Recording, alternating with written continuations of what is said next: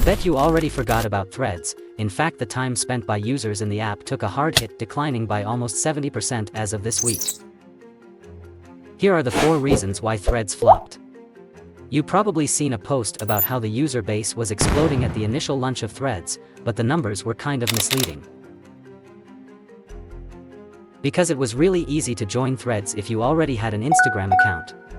You could just transfer your followers over, which artificially inflated the number of users on the platform. But it gets deeper. Because we acknowledge how Meta being Meta, and being the owner of Threads, they were gathering way more sensitive information than Twitter.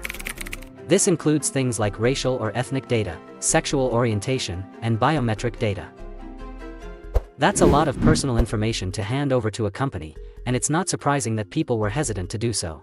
Software-wise though, Threads didn't really bring anything new to the table. It was just a watered-down version of Twitter, which Elon called out at the start of this drama. But still, Elon was not happy at all about what Zucker was cooking. It's when he decided to start sharing ad revenue with creators. This made it more attractive for people to create content on Twitter, and it took away some of the incentive to use Threads. Overall, Elon has added another W to his name, keeping Twitter safe and alive.